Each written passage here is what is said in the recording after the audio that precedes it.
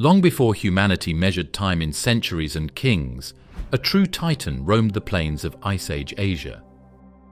It wasn't a dinosaur, nor was it a mammoth. It was something bigger, heavier, and arguably more majestic. Palaeoloxodon namadicus, a name you've probably never heard, but one that should echo through the ages. This colossal elephant didn't just roam the plains of Ice Age Asia, it owned them. Standing taller than a two-story house and weighing more than a herd of modern elephants combined, it was the largest land mammal to ever walk the earth. And yes, that includes the mighty T-Rex. So why don't we talk about it? How did this giant vanish from history? And what terrifying truths are hidden in the bones it left behind? This is the story of the forgotten king of the Ice Age. The real titan. How big was Palaeoloxodon namadicus? Really? We thought the African elephant was the biggest ground animal that had ever lived for many years. The woolly mammoth then showed up, but neither of them could compare to Palaeoloxodon namadicus, a dead Pleistocene monster that may have been the biggest of all the titans. Still, most people haven't heard of it. Palaeoloxodon namadicus wasn't just big, it was colossal. Some fossil estimates suggest it reached shoulder heights of over 5 meters, more than 16 feet. That's taller than a giraffe, and weighed up to 22 tons, almost double the weight of the largest African elephants alive today. That kind of mass puts it on par with some medium-sized sauropod dinosaurs.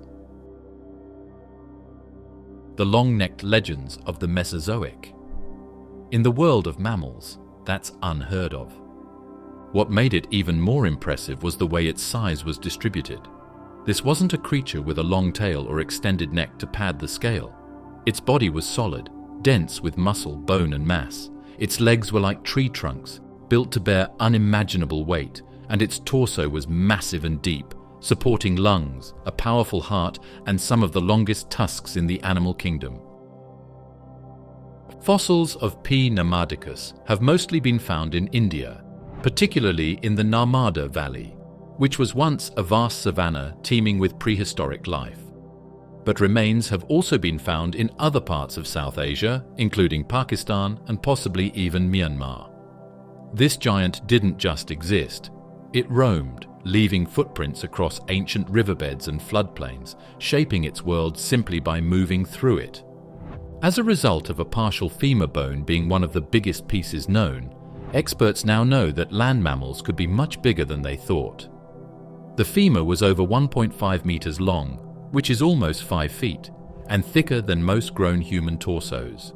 It was made to hold the body and move slowly, deliberately, and without stopping. Picture an animal that is as big and heavy as a small building, but has the quiet dignity of an elephant.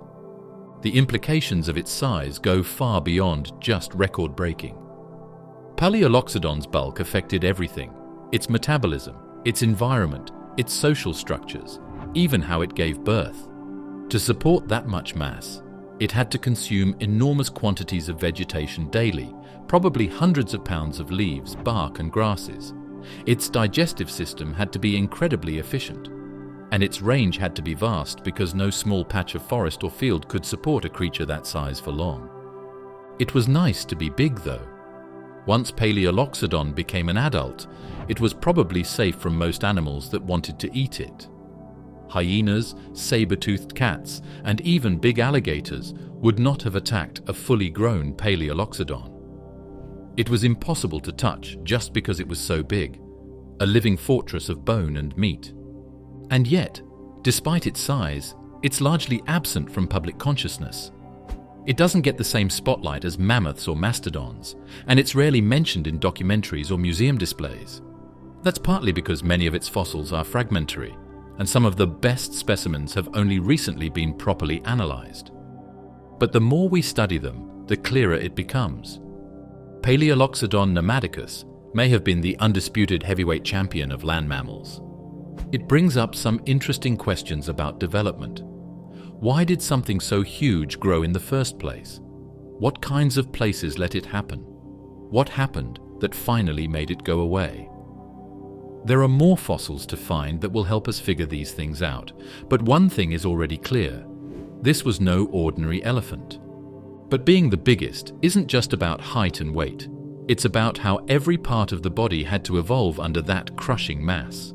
And nowhere was that more apparent than in its skull. Skull of steel. Why its massive head redefined elephant evolution. A lot of the time, when we think of ancient giants, we picture huge bodies with thick skin and huge arms. But Palaeoloxodon namadicus was one of the most beautiful old animals at showing this power, especially when it came to its head. Not only was its head big, but it was also a biomechanical wonder that pushed the edges of what a mammalian brain could hold up. And that totally changed how we think about how elephants evolved. Palaeoloxodon's skull wasn't just proportionally big, it was colossally oversized, stretching over 1.5 meters, nearly 5 feet, in length in some specimens. And it wasn't simply elongated, it was densely packed, thickened and reinforced, especially in the region between the eyes. That area, called the parietal and frontal bones, formed a massive dome-like structure, bulging upward into a sort of bony crest. This dome served a vital function.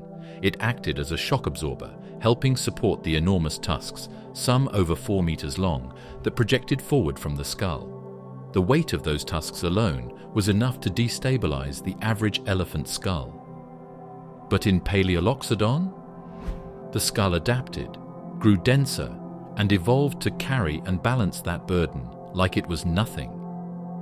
This thickened dome may also have been used for intraspecies combat, similar to the headbutting behavior we see in modern-day animals like musk oxen or bighorn sheep.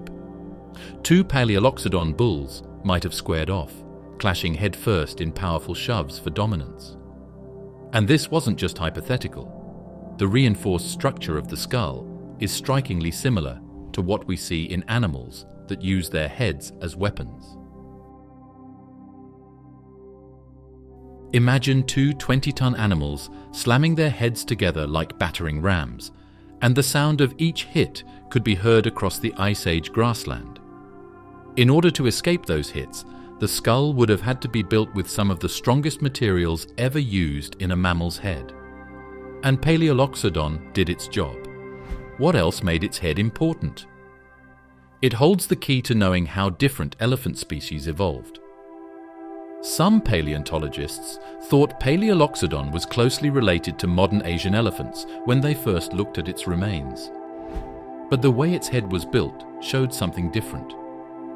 The rounded top, bigger nose, and wider base of the tusks showed that they were from a much earlier time and were more primitive. But they were also much more advanced in terms of how they used their bodies.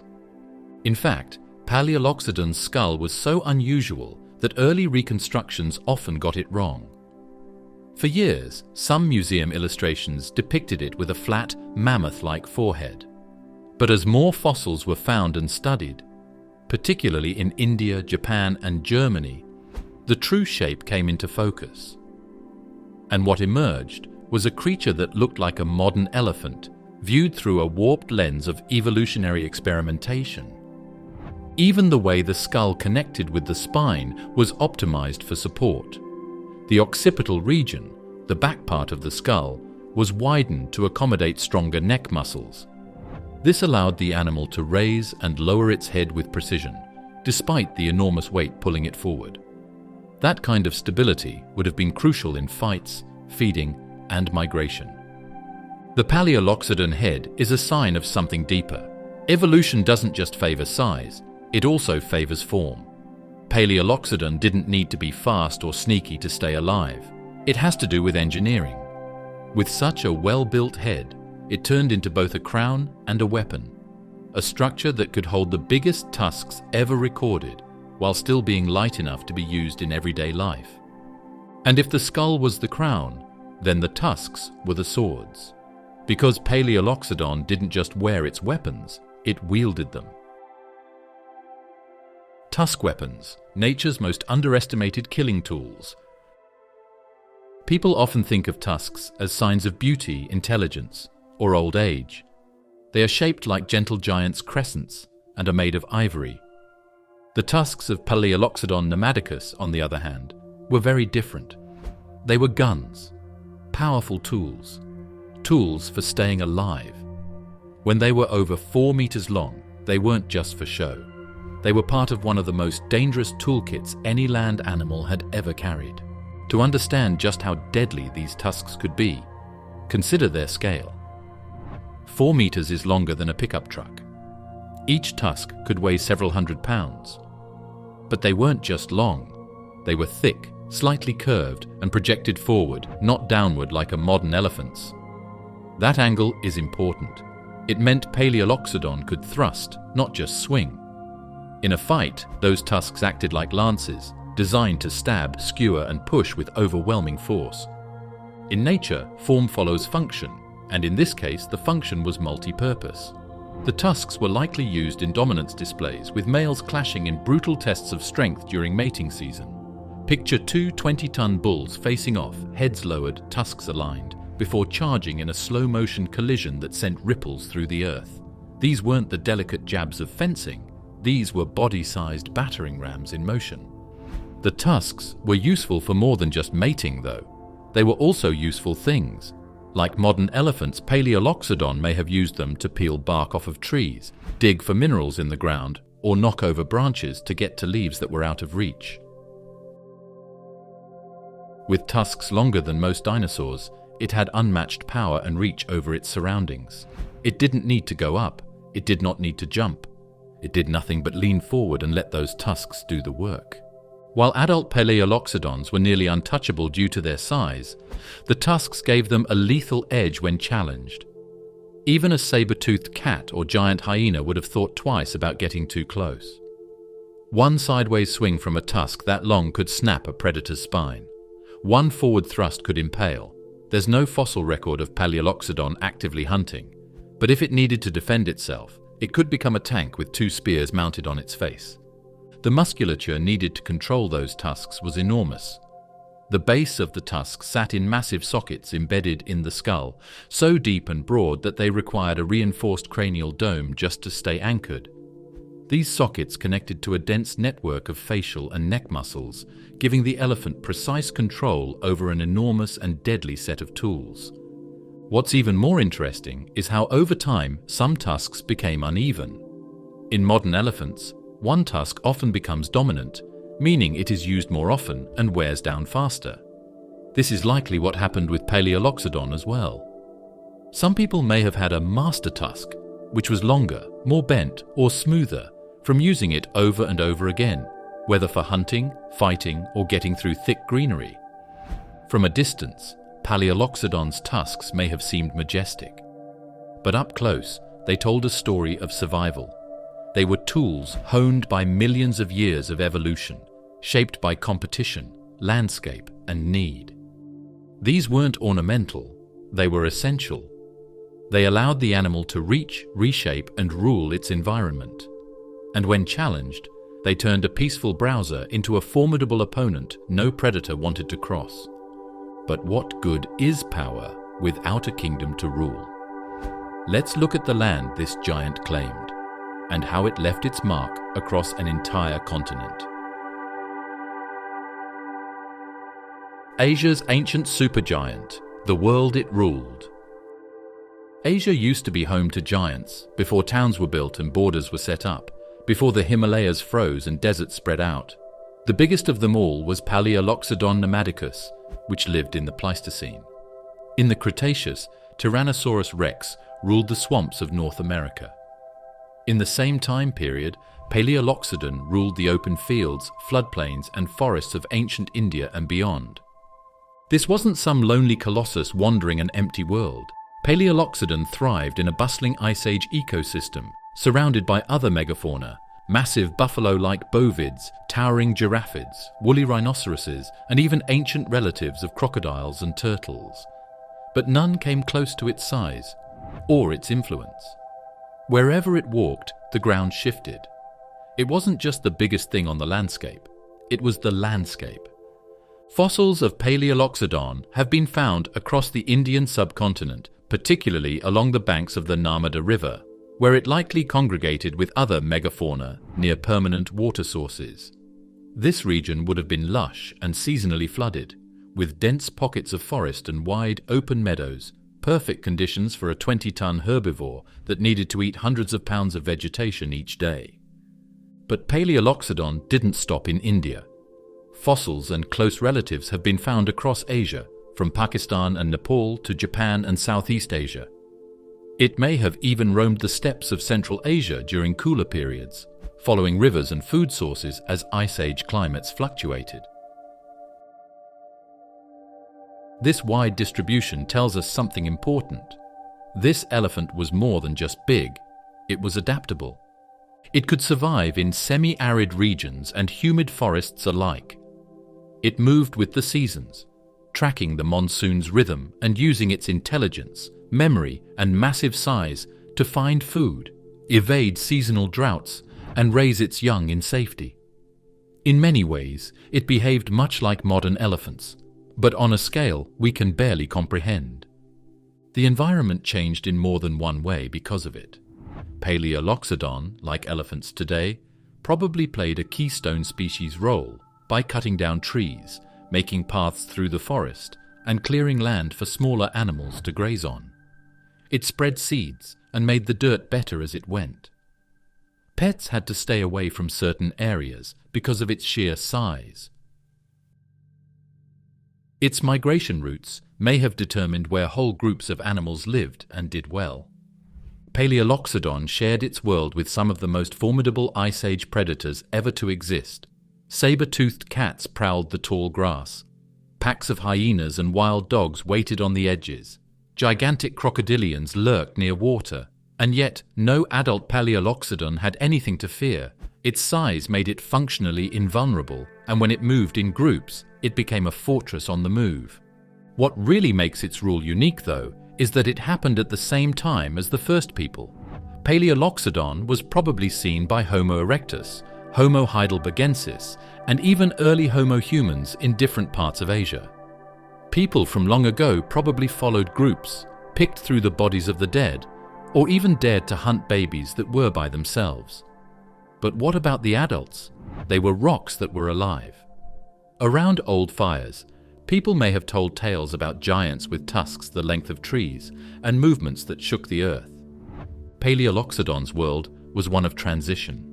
Glaciers advanced and retreated. Rivers changed course. The continents continued their slow drift. And yet, for hundreds of thousands of years, this giant endured, thriving where others went extinct, migrating as needed, and towering above all other mammals in Asia. Its dominance wasn't loud or aggressive. It didn't roar or pounce. It simply walked, ate, moved, and lived, and in doing so, reshaped the very geography it walked upon. It was a true sovereign of the ancient world, its kingdom stretching from river valleys to mountaintop grasslands.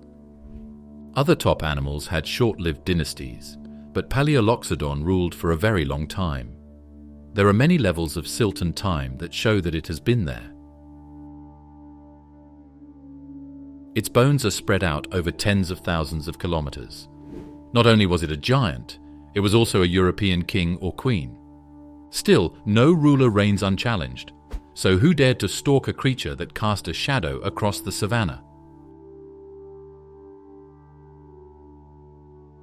The predator problem. What hunted a 22-ton elephant? Palaeoloxodon adults were not hunted by anything. Not only was this elephant big, it was also a natural defense. It was bigger than any animal in its range, standing over 5 meters tall and weighed more than 20 tons. That's more than 12 adult tigers put together. Its skin was probably about 2 to 3 inches thick. It had very big bones. What about its tusks? Longer than most Ice Age predators, and probably used as both club-like weapons and shields. A saber-toothed cat might have slashed at the leg of a mammoth or tried to ambush a young calf. But Palaeoloxodon adults? No predator in their right mind would pick that fight, not even in desperation. It wasn't worth the risk of a tusk through the ribcage or being crushed under thousands of pounds of trampling rage. That doesn't mean predators didn't try, but only under very specific conditions. Sick, elderly or isolated individuals could have been vulnerable, especially if they became separated from the herd. In these rare moments, apex predators like Homotherium, a scimitar-toothed cat, Crocuta ultima, a massive hyena species, or even giant Asian crocodilians might have attempted a kill. But even then, it would have been a dangerous gamble. More often, predators waited for calves. Young Palaeoloxodon, especially newborns, were significantly smaller, slower, and more vulnerable. But even this came with its own problem: the herd. Like elephants today, Palaeoloxodon probably lived in close-knit groups, especially with females and young animals. When these groups were ready to guard their young, they would stand in protective circles around them with their tusks out and their trunks raised. To get to the target, a hunter would have had to go around a wall of living tanks, which is a move that would have been very dangerous. It's no coincidence that Ice Age predators evolved to be opportunists. They scouted for weakness. They targeted the old, the injured, the unlucky. And even then, they probably focused on smaller prey. Facing a Palaeoloxodon meant risking death, and smart predators knew the math. Then there's the human side. Early Homo species may have eaten the dead or sick, but there is very little proof that people hunted adult Palaeoloxodon. Stone tools and cut lines from knives have been found on the bones of younger people. This suggests that ancient people either went after the weakest or most vulnerable people, or just picked through dead bodies whenever they could. Could early humans have banded together to take down a full-grown adult? Maybe. But it would have required an enormous coordinated effort, deadly tools, and incredible luck. Most likely, they followed herds, waiting for the occasional natural death, or a calf left behind in chaos. That alone could feed an entire tribe for weeks. Palaeoloxodon wasn't a hunter or a prey animal. It lived on the edge of the game. It moved where it wanted, ate when it needed to, and was big enough to avoid most risks. It was like a battleship in a sea of speedboats. Its defense wasn't fast or strong. It was immensity. And if size made it untouchable, how would it fare against the deadliest predator of all time? Let's take the fantasy fight to the field. Palaeoloxodon versus T-Rex. Speed versus mass. Would a T-Rex even win in a one-on-one fight? It's the biggest fight in ancient times. On one side is Tyrannosaurus rex, which was the wildest animal in North America in the late Cretaceous. Speed, bite force, and the urge to kill. On the other side, it is thought that Palaeoloxodon namadicus was the biggest land animal that ever lived. As tall as a T-Rex and with tusks that are longer than the animal itself, two great people from different times were never meant to meet. Who would win if they did? T-Rex stood about 12 feet tall at the hip, stretched up to 40 feet long, and weighed around 9 tons. It had powerful legs and could move at speeds up to 20-25 miles per hour. Its skull was over 5 feet long, and its bite force, measured at over 12,000 pounds, was one of the strongest in the history of life on Earth. It hunted ceratopsians and hadrosaurs, and even scavenged when it had to. T-Rex was a killer with purpose. Now enter Palaeoloxodon namadicus. Height at the shoulder, over 16 feet. Weight, more than 22 tons. It wasn't fast, probably clocking in at only a few miles per hour, but it didn't need speed. It had massive power, endurance, and near-impervious defense. So, in a one-on-one encounter, how would this unfold? The first advantage goes to T-Rex in terms of agility and offensive burst.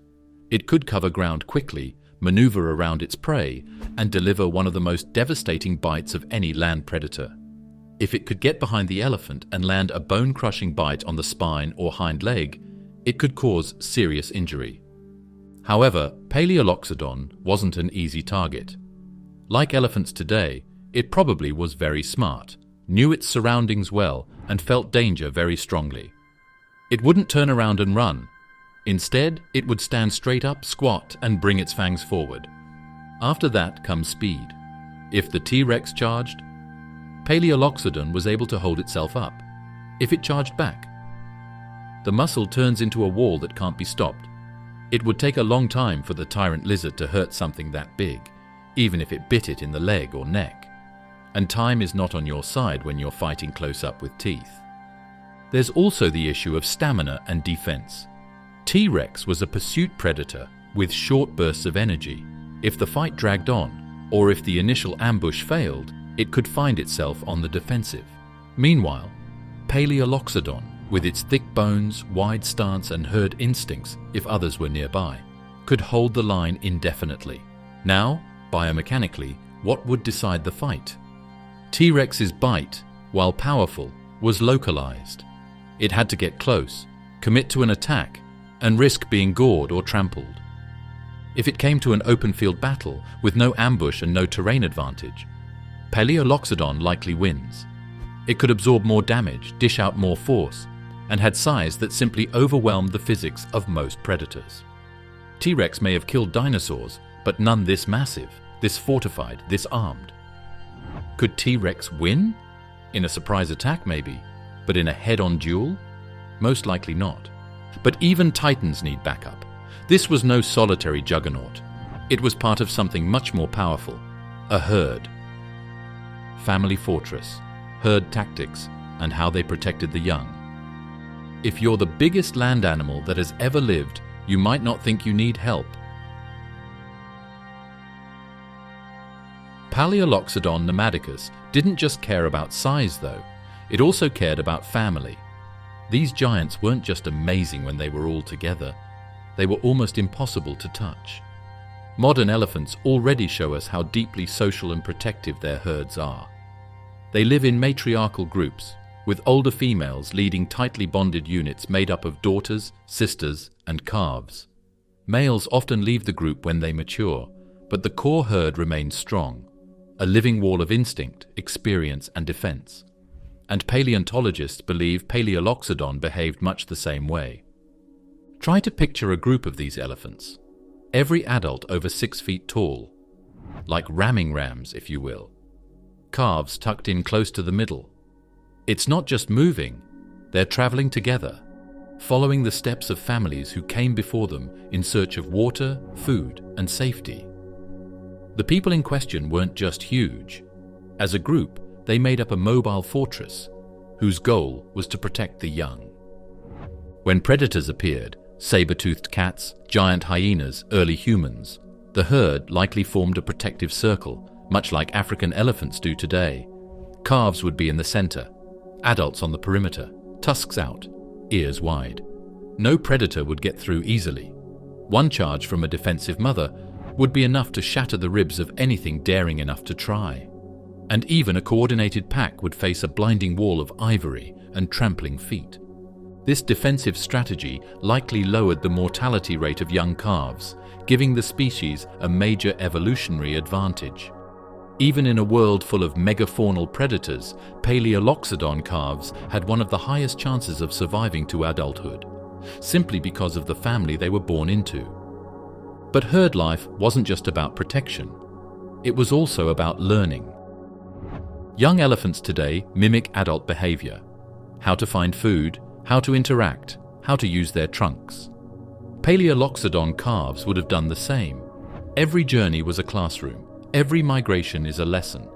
The matriarch, the oldest female, would have carried generations of knowledge: where the water was, when the rains came, which paths were safe. She wasn't just a leader, she was the memory of the herd. And when drought struck or rivers dried, it was this shared wisdom that kept them alive. Unlike predators who relied on territory, elephants are masters of movement. They remember where they've been, and they pass it on. In a changing Ice Age landscape, that kind of intelligence was survival. Social bonding may have also helped reduce stress and increase resilience. Like modern elephants, Palaeoloxodon likely comforted one another, mourned their dead, and celebrated new births. Fossil sites with multiple individuals buried together suggest they may have died as a unit, perhaps in a drought, flood, or mass event, never abandoning each other, even in the end. It is important to remember that family security wasn't just a shield. It could also be used as a tool. When they were together, Palaeoloxodon wasn't just huge, they were also smart. A wolf pack could be wiped out by a charging herd. And because elephants can make deep rumbling sounds that humans can't hear, it's possible that these ancient giants organized their moves over long distances by calling to each other to warn, gather, or regroup. All of this paints a picture of an animal that survived not by running faster or fighting harder, but by standing together. They didn't just resist extinction by strength. They resisted it through loyalty, memory, and maternal ferocity. And perhaps that's the most terrifying part, for the predators anyway. You weren't just facing one animal. You were facing a herd with one mind and one purpose: protect the young at all costs. This, however, raises a deeper question. How did evolution create something so massive in the first place? And why did it keep getting bigger? Rise of the giants. Why did elephants evolve to be so massive? Size is important for life. That is the easy answer. But when you see a creature like Palaeoloxodon namadicus, with its 22-ton body mass, skyscraper shoulders, and tree-sized limbs, it's clear that this isn't just survival. This is evolution at its most extreme. That being said, what made elephants the largest land animals ever? What made it not only possible but also important to get really big? Palaeoloxodon evolved during the Pleistocene epoch, a time of fluctuating climates, expanding grasslands, and rapidly changing ecosystems. Forests gave way to wide-open savannas. Food sources spread out. Water became seasonal. In this new world, larger bodies meant more mobility and more endurance. Big herbivores could travel farther between feeding grounds and water sources. And when a creature had to consume hundreds of pounds of vegetation a day, it needed access to massive foraging territories. But size didn't just help Palaeoloxodon move. It helped it dominate. In open terrain, visibility was high and hiding wasn't an option. So Palaeoloxodon didn't hide. It stood its ground. As predators like saber-toothed cats, giant hyenas, and early humans evolved, they targeted the weak, the small, and the slow. So evolution selected for the opposite: the massive, the resilient, the untouchable. Being big also came with thermoregulatory benefits. Large animals lose heat more slowly, which is especially useful in cooler Ice Age climates. Their sheer bulk helped them endure colder nights and longer winters without needing to burrow, hibernate, or migrate as far as smaller species. In this sense, being huge was a natural insulation system. Then there's the issue of digestion. The digestive systems of large animals like elephants and sauropods are very long. This helps them break down tough, fibrous plant matter more quickly. The bigger the body and gut, the longer food can be broken down and the more nutrients can be taken. This method works only when there is enough space to carry all of its parts. It's slow, but efficient. Palaeoloxodon wasn't just big to carry a lot of weight. It had to be that size for its fuel system. It also had to do with social organization. The group worked better when it was bigger.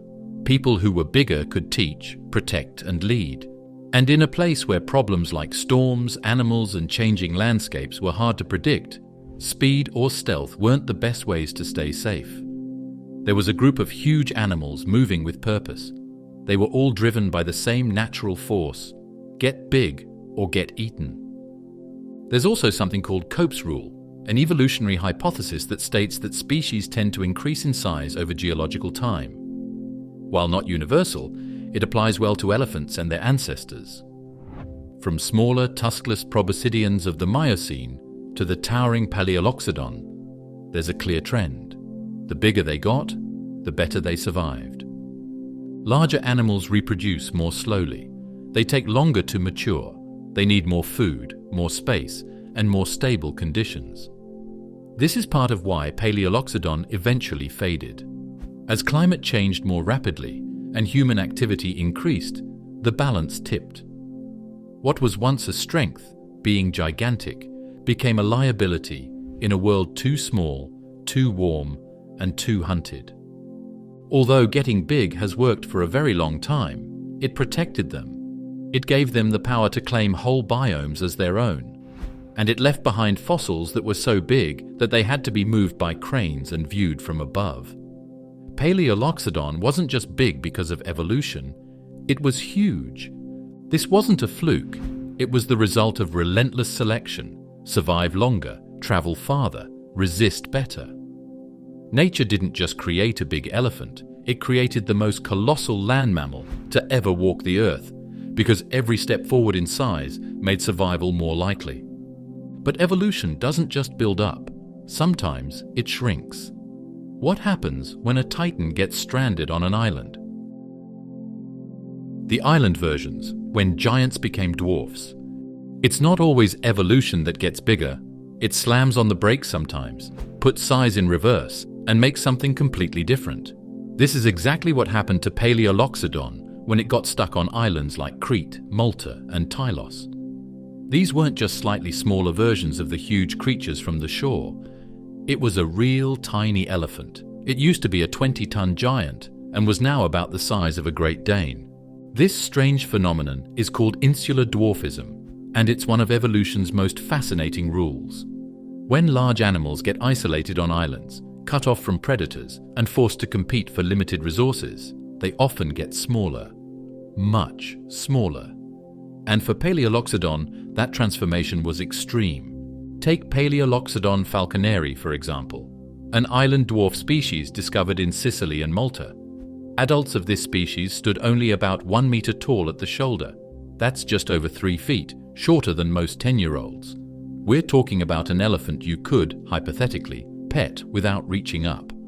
This wasn't a juvenile. This was a full-grown adult, adapted to survive on islands where food was scarce and where predators either didn't exist or weren't big enough to matter. On the island of Crete, another variation appeared, Palaeoloxodon creticus, possibly even smaller than falconeri.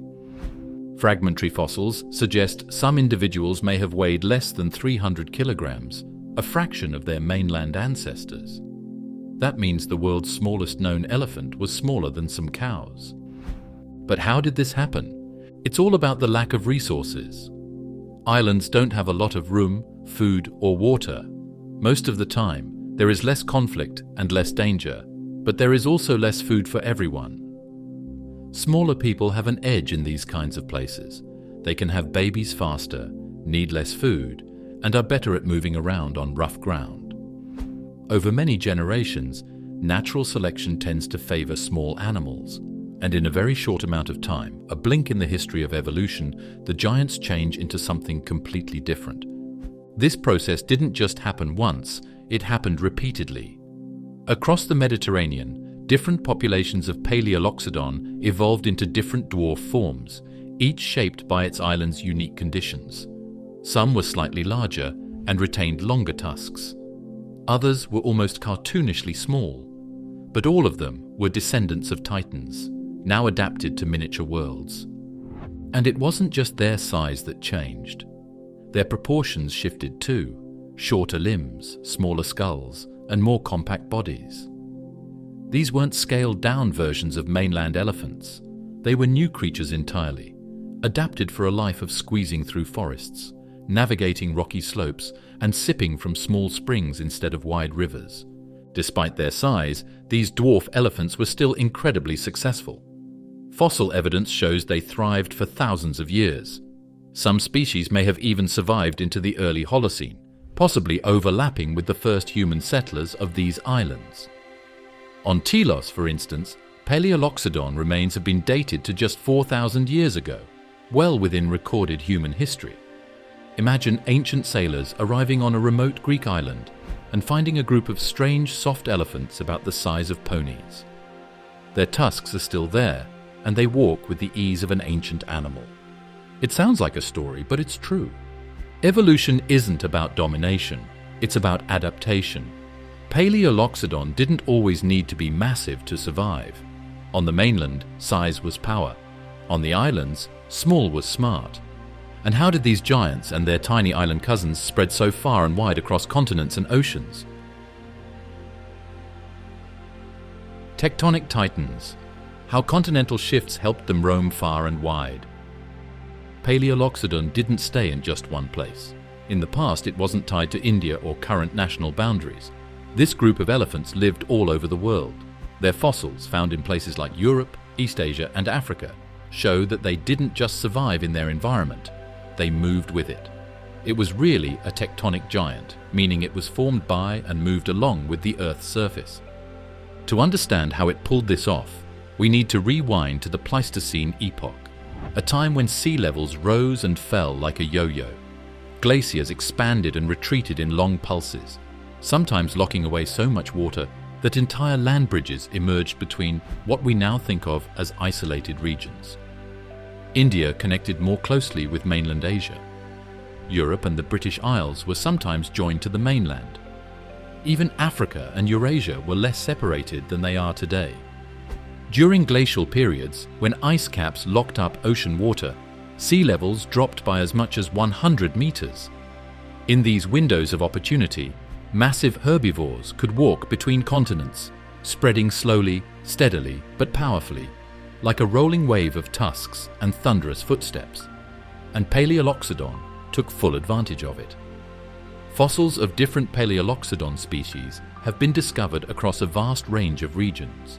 In India, the largest known species, P. namadicus, once dominated the open plains. In China and Japan, related species left behind skulls and tusks in caves and along ancient riverbeds.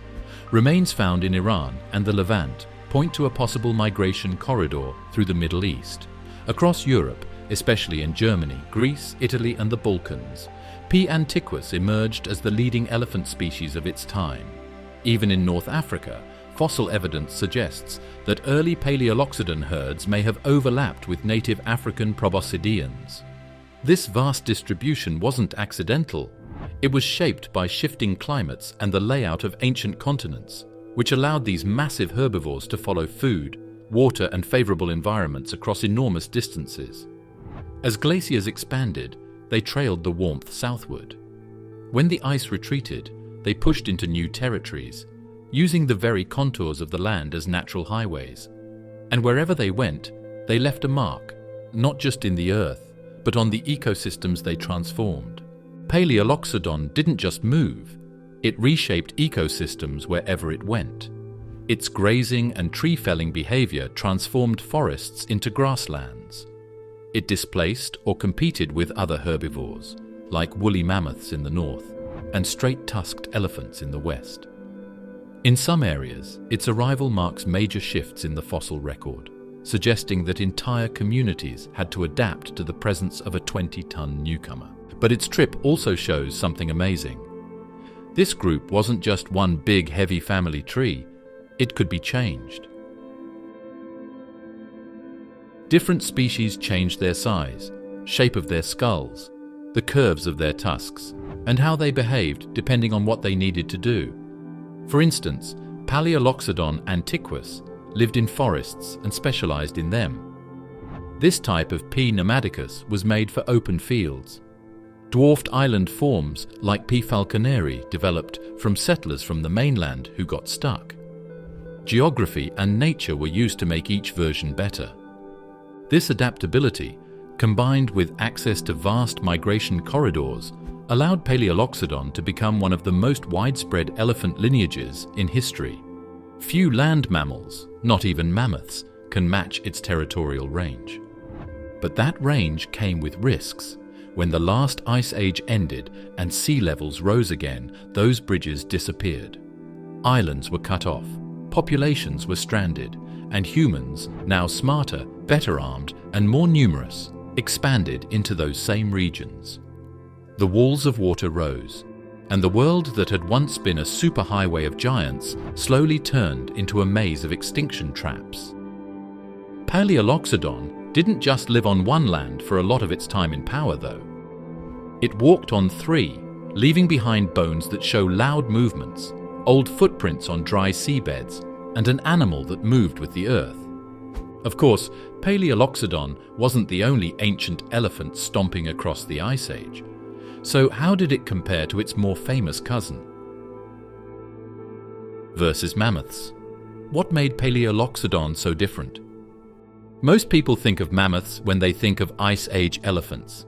These are big, hairy animals with curled tusks and thick coats that walk through the snow. Mammoths are in movies, on display in museums, and even in attempts to bring them back to life. Palaeoloxodon, on the other hand, was a bigger and more interesting old elephant that lived with them, but stayed out of sight. What was the difference between this long-lost giant and the most famous elephantid in the world? First, the size. While mammoths like Mammuthus primigenius, the woolly mammoth, were large, standing about 9 to 11 feet tall at the shoulder and weighing 6 to 8 tons, Palaeoloxodon namadicus blew past those numbers. It reached over 16 feet at the shoulder and could weigh more than 22 tons, making it not just bigger than mammoths, but possibly the largest land mammal of all time. Mammoths may have been impressive, but next to Palaeoloxodon, they were underdogs. Then comes the skull structure, one of the most dramatic differences. Mammoths had a high domed skull with a steep forehead and long nasal opening for their trunk. Palaeoloxodon's skull was an entirely different beast. It featured a thickened, reinforced dome on top, especially prominent in males, which may have been used for headbutting behavior. It gave their skulls a blocky, wide appearance that could support much longer and heavier tusks. If the mammoth's head was a trumpet, Palaeoloxodon's was a battering ram. When it comes to tusks, both species had long, curved ivory weapons, but Palaeoloxodon's could be over 4 meters, 13 feet long, were often straighter, and were heavier than mammoth's tusks that were tightly curled. These tusks were used for defense, digging, and pulling bark.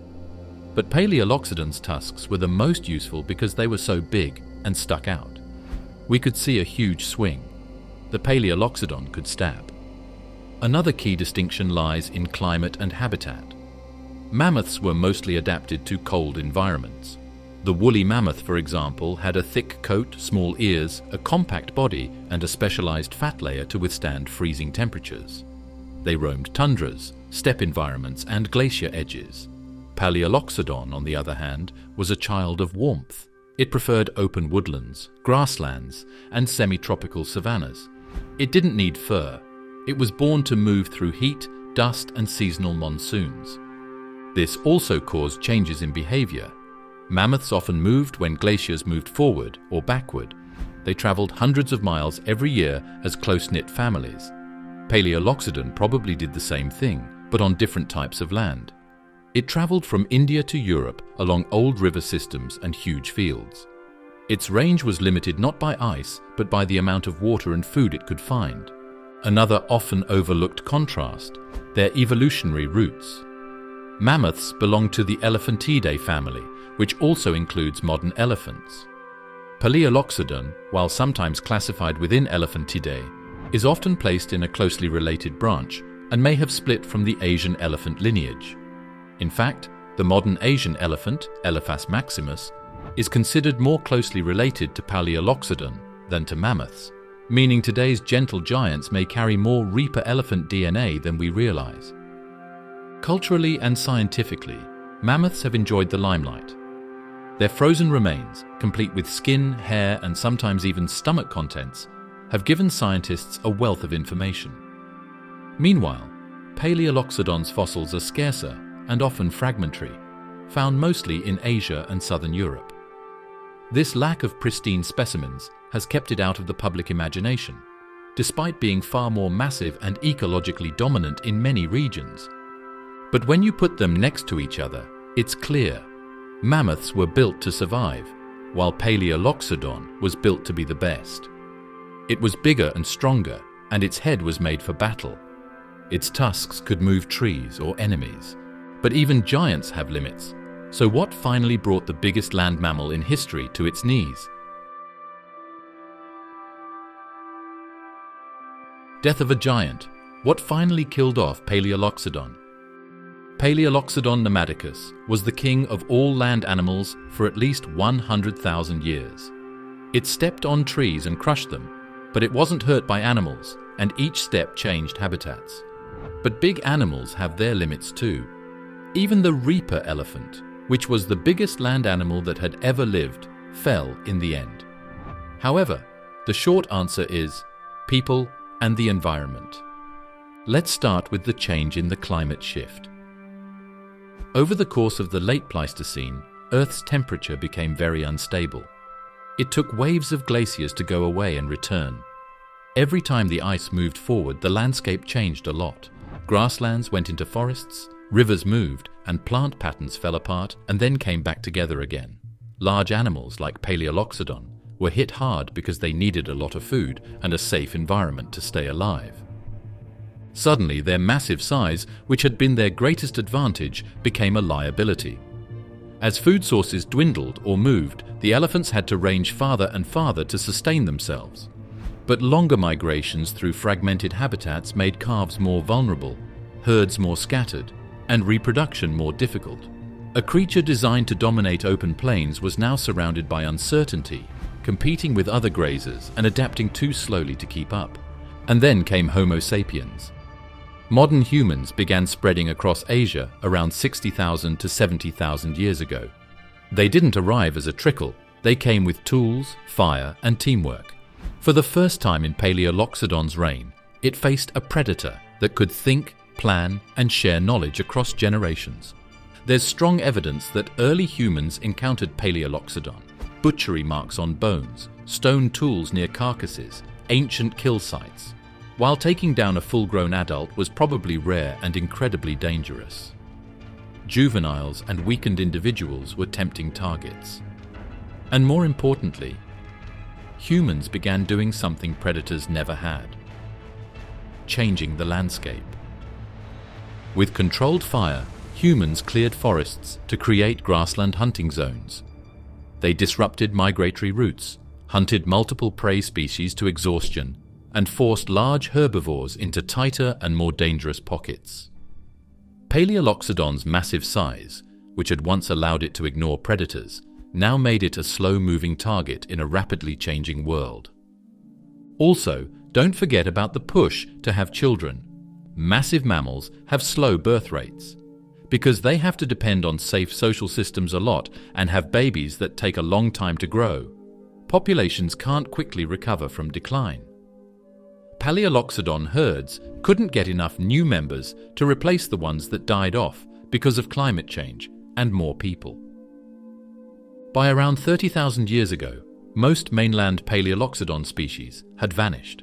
Some island dwarf descendants, like those on Tylos, may have lingered into the Holocene, perhaps as recently as 4,000 to 6,000 years ago, placing them alongside early human civilizations. But the age of the giants was ending. In the end, it wasn't just one event that killed the Reaper elephant. It was a convergence of pressures: cooling climate, rising seas, human expansion, and habitat fragmentation. These forces didn't just eliminate one species, they tore through entire ecosystems. Palaeoloxodon just happened to be the biggest loss.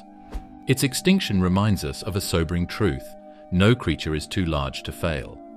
Dominance doesn't guarantee survival. In fact, the very traits that make a species successful in one epoch can become the weight that drags it down in the next. And when it faced extinction, it wasn't just from nature's wrath, it was from us. What really happened when early humans came face to face with the Reaper elephant? Coexistence with humans. Were they worshipped, feared, or hunted? People used to stand on grassy fields and look up at living mountains long before there were buildings, satellites, or written words. They saw Palaeoloxodon namadicus, which was tall, had tusks, and was hard to miss.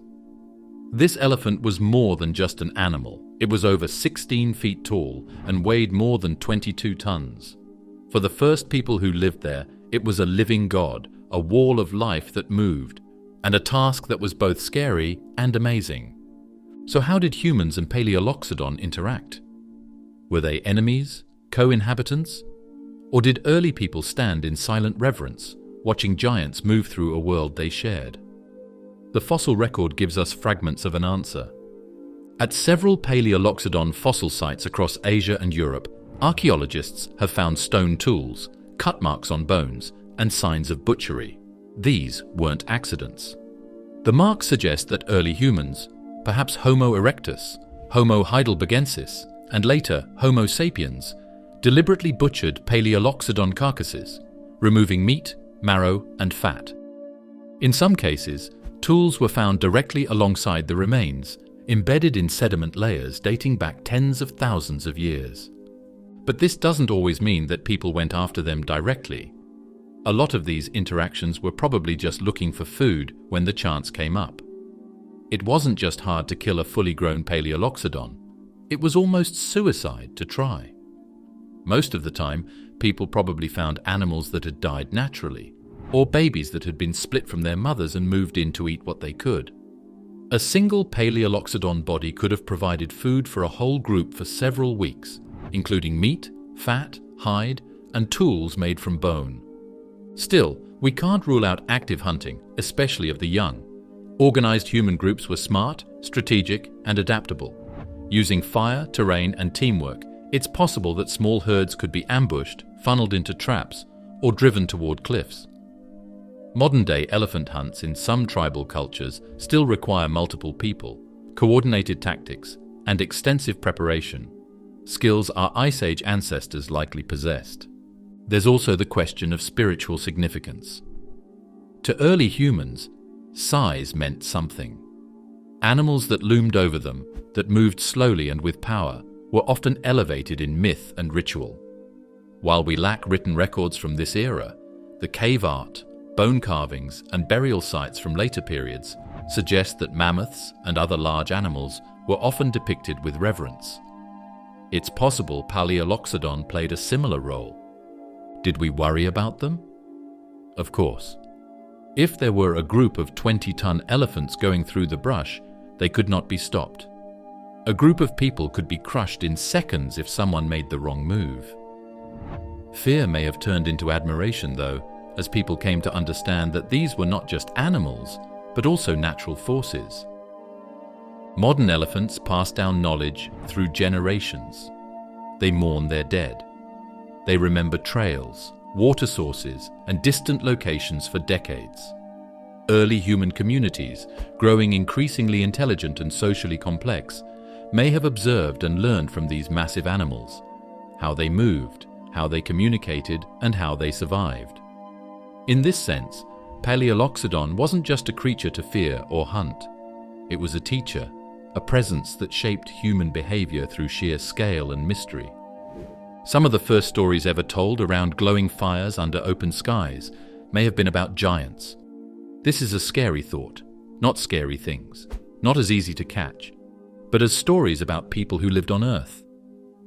There were stories about huge beings that moved like thunder, tore down trees, and then disappeared without a sound. But Palaeoloxodon didn't just share the land, it shaped it, and its absence left behind more than silence. Palaeoloxodon's ecological impact, bulldozers of the Ice Age. It's no longer just an animal if it moves enough dirt, bends enough trees, and clears enough room.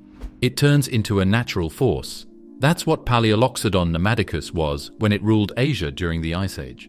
It wasn't just a dormant herbivore that ate plants. It was a bulldozer of the ancient world and a designer of the environment. Modern elephants are already known for their landscape-shaping behavior. They tear down trees, dig for water, trample paths into the soil, and spread seeds across vast territories.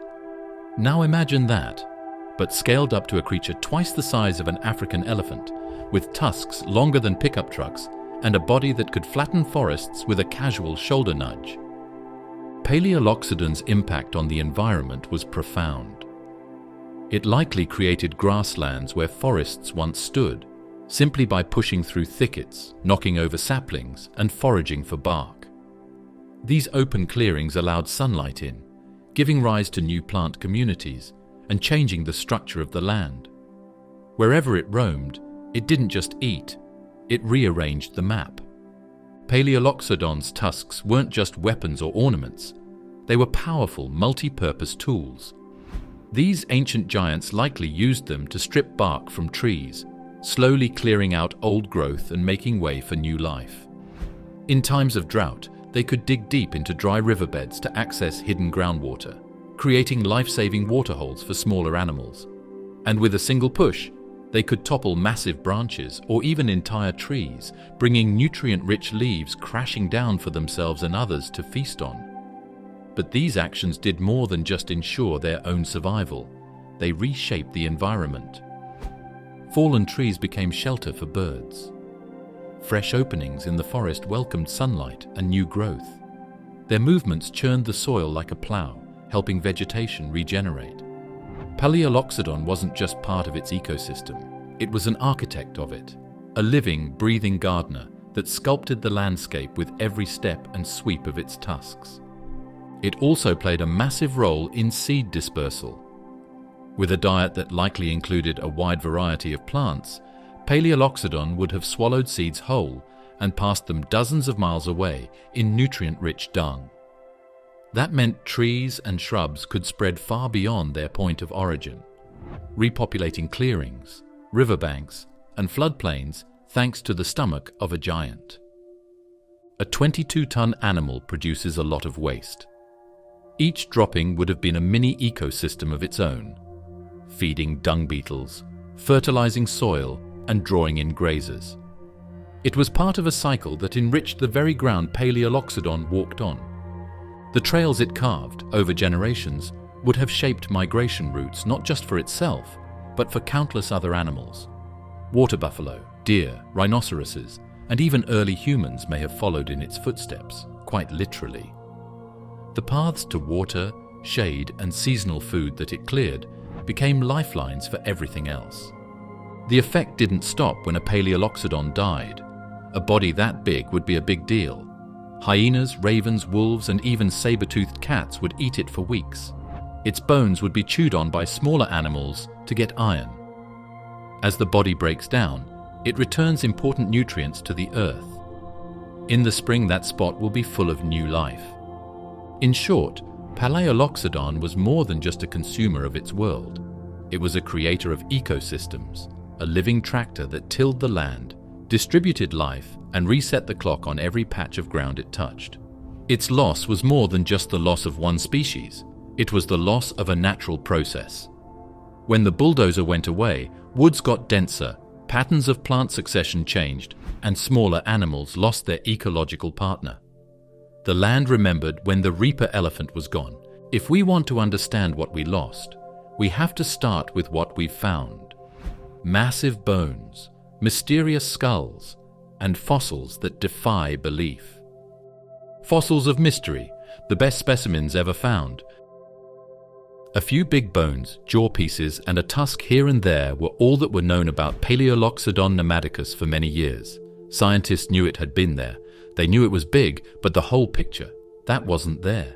Paleontologists had to rethink what land animals were capable of when they finally saw what they had found. It was so huge, had such strange structures, and was so different from what they had expected. Let's begin with the Narmada Valley, India, a fossil gold mine where some of the most significant Palaeoloxodon bones have been unearthed. This area, shaped by rivers and seasonal flooding for thousands of years, became a natural graveyard for megafauna. Here, researchers found an enormous femur, thick, curved, and longer than the average adult human is tall. That single bone alone hinted at a creature far larger than the woolly mammoths of the north. And when more bones began to appear, pelvic fragments, pieces of skull, parts of ribs, they confirmed the unimaginable. This was not just another prehistoric elephant. This was a land mammal that rivaled small sauropods. One of the most jaw-dropping finds was a nearly complete skull discovered in Japan. Not from P. namadicus, but from a close relative, it revealed the defining feature of the genus. That strange, thickened cranial dome, reinforced at the top like a helmet. The bones of the crest were not just thick, they were densely packed, likely evolved for combat, weight distribution, or both. This skull, preserved with remarkable clarity, showed the entire nasal passage, tusk sockets, and jaw structure, allowing researchers to reconstruct not just how the animal looked, but how it functioned. In Europe, particularly in Germany, Italy, and Greece, bones of another relative, Palaeoloxodon antiquus, have been discovered in almost complete form. In some locations, entire skeletons were found lying flat across ancient lake beds, spines still connected, tusks intact, leg bones arranged like they had only just fallen. These discoveries have given paleontologists a much clearer look at the genus's body proportions, movement, and potential herd behavior. They even found footprints in some places, massive round impressions pressed into once soft sediment, now solidified into rock. Those tracks are millions of years old, yet still show the shuffle and stride of a creature that shook the ground. On the other hand, the islands in the Mediterranean produced some of the weirdest Palaeoloxodon fossils, which were small versions of the huge animal. Scientists found heads in caves on Crete, Malta, and Sicily that were so small they could fit in a backpack. These were island dwarf species like P. falconeri and P. creticus, which had changed over time to be able to live in places with few supplies and no enemies. One head was only 30 centimeters long, which is only a quarter of the length of a normal Palaeoloxodon skull. Still, the shape was clear. The same big roof, the same shape of tusks. The same old family tree. Scientists were able to show that the same process that made giants could also make tiny survivors. In Crete, one cave even preserved an entire family group of dwarf elephants, their bones layered together in the same sediment layer. It's a haunting reminder that these weren't just isolated animals. They were part of living, breathing herds that echoed their giant ancestors in miniature. Every fossil tells a story, but with Palaeoloxodon, each discovery is a revelation.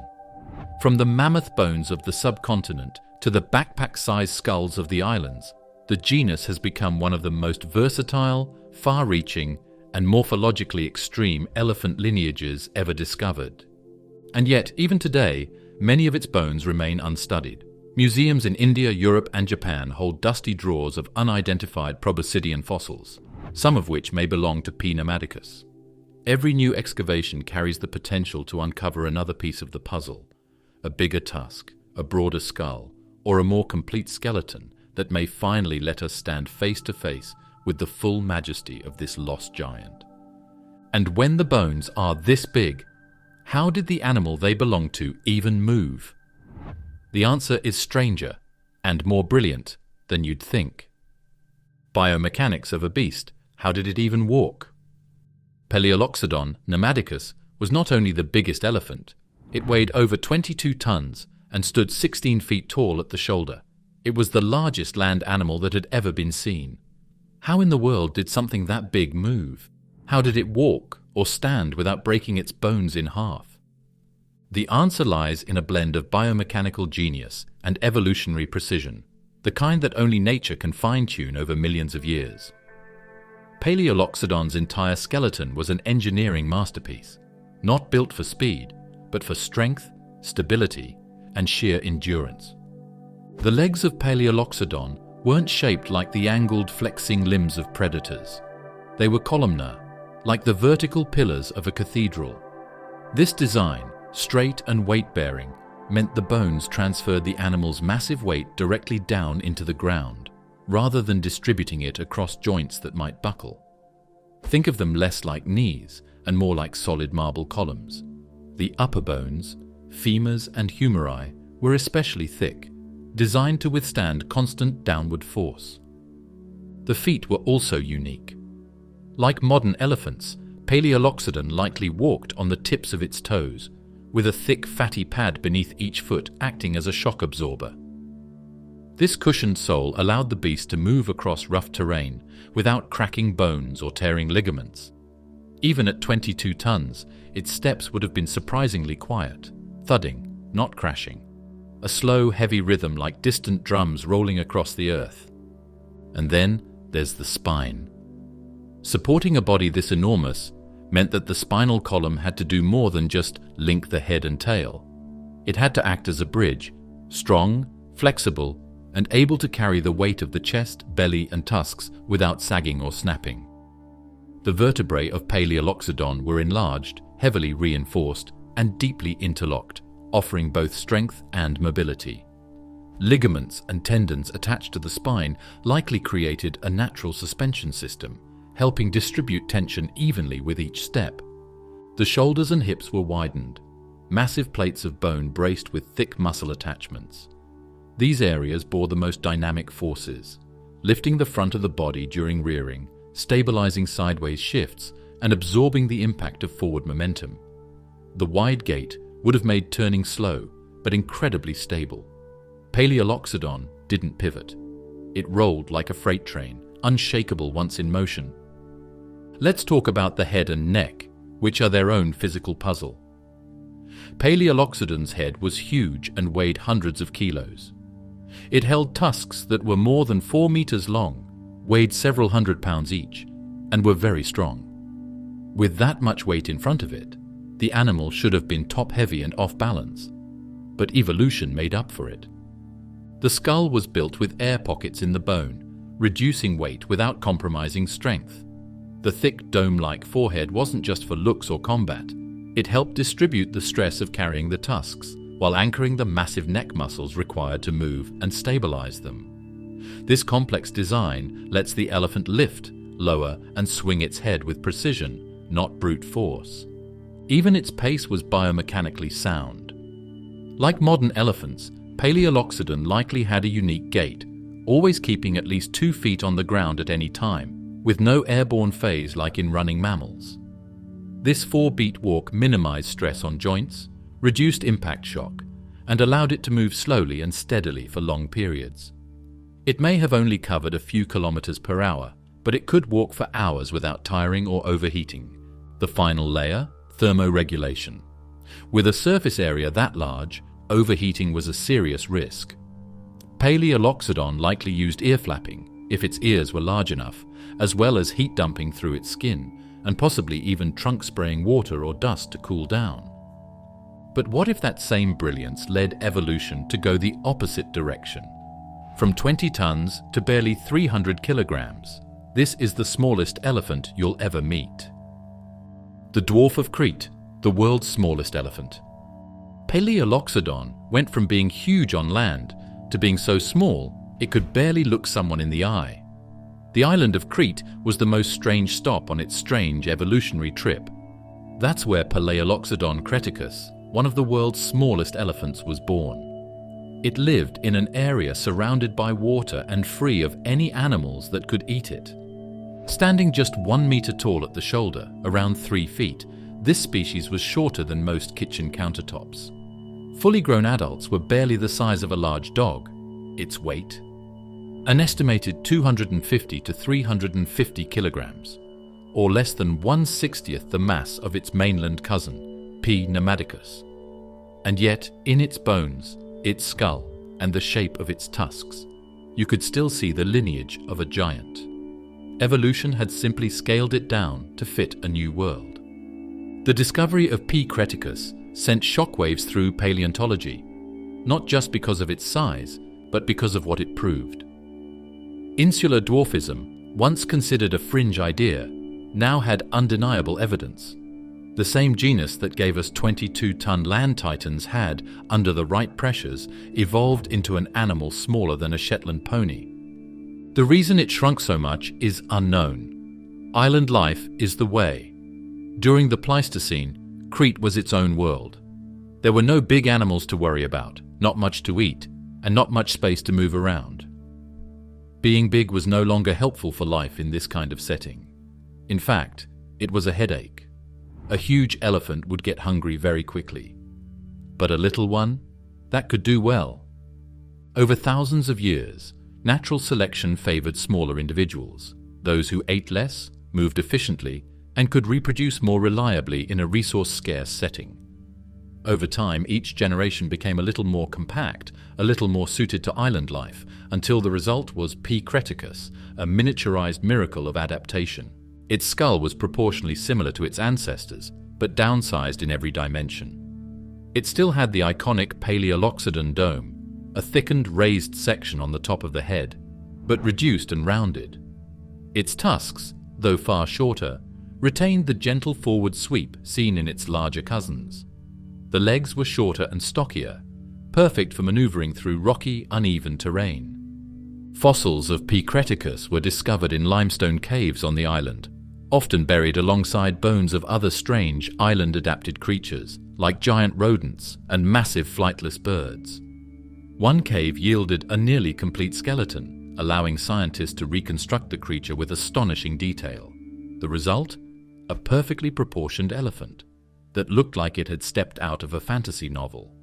And while its size might seem amusing today, P. creticus was a true survivor. It adapted to a hostile, isolated world and carved out a niche where no other elephant could follow. Some evidence even suggests it may have persisted into the Holocene, possibly as recently as 7,000 to 8,000 years ago, overlapping with early human settlers on the island. Imagine the myths such creatures could have inspired. Tiny elephants hiding in forests, remnants of a forgotten race of giants. Some people think that the big nasal opening in the fossil heads of dwarf elephants like P. creticus, where the trunk would have connected, may have been the inspiration for the Cyclops stories in Greek mythology. People in the past who didn't know much about anatomy might have thought that a round head with a hole in the middle looked like the face of a monster with only one eye. So how did we forget a creature that once ruled 3 continents? And why is it finally time to remember? Why we forgot this giant and why we shouldn't have. We remember the great ancient stars like the Tyrannosaurus rex, the woolly mammoth, and the saber-toothed cat in the Great Prehistoric Hall of Fame. It's possible to find these monsters in books, toys, and movies. But most people have forgotten about Palaeoloxodon namadicus, which was the biggest land animal that ever lived. It's not in any blockbusters. There isn't a museum mechanical that looks like it. Still, it should be able to stand shoulder to shoulder with the greats. Why did we forget then? One big reason is that it's easy to see. In contrast to mammoths, whose fossils were found frozen in permafrost with their hair, skin, and even innards still whole, Palaeoloxodon fossils are generally broken up, spread out, and buried deep in sediments in India and some parts of Asia. Many of its pieces weren't given the attention they deserved until the last few decades, and they were often mislabeled or ignored. The largest bones, the ones that show how big it really was, are hard to find, and scientists didn't have enough information for years. After that, there's geography. A lot of the study and inspiration in paleontology has long been focused on North America and Europe, home of mammoths, cave bears, and other Ice Age animals. Palaeoloxodon was a giant in Asia that lived in places that didn't get as much attention from scientists or the media. Its story was buried in dirt and in the wrong place. Also, it wasn't flashy in the traditional sense. It didn't have saber teeth, it didn't fly, it didn't hunt, it didn't even roar. It walked, ate, and moved continents with its presence. And in a world obsessed with killers and claws, quiet dominators like Palaeoloxodon often get sidelined. It could be that we have forgotten to include gentle giants who changed the world by living in it instead of killing it. This could be the biggest societal reason. Palaeoloxodon did not eat other animals. It was a planet builder, a tree climber, a person who makes trails. It moved like a storm but took care of things like a gardener. It went extinct without a fuss. It was a quiet removal. And that's the reason we need to remember. Palaeoloxodon namadicus tells a story we need more than ever. A story about scale, balance, and how even giants can vanish when the earth shifts beneath them. It forces us to reckon with how little we truly know about the champions of the past, and how easily we lose track of the most extraordinary lives when we don't look outside the spotlight. It also reminds us that science is still unfolding. Only recently have researchers begun piecing together its full stature from fragments in India and Japan. Every new fossil, every revised estimate, pushes the boundary of what we thought was possible for mammals. This is a creature that broke the rules and then got left out of the book entirely. But no longer. Palaeoloxodon's time isn't just a part of Earth's past, it's a warning. This means that even the strongest people can leave without a trace. Even though we don't remember, the Earth does. That it's never too late to give a lost crown back to the true king. So the next time someone asks what the biggest dinosaur was, surprise them. Say, actually, I'll tell you about the biggest thing that came after the dinosaurs. a creature bigger than any mammoth, with tusks like spears and bones like bridges. Scientists haven't learned much about Palaeoloxodon, even though it may have been the world's biggest land animal. Even though it didn't roar or hunt, every step it took changed the Ice Age world. It's time for it to get back in the spotlight, next to the giants we admire and fear. If you think this huge animal should get more attention, please like, subscribe, and let us know in the comments if you think a T-Rex could beat the Reaper elephant of India, because the most scary giants are sometimes the ones we forget about.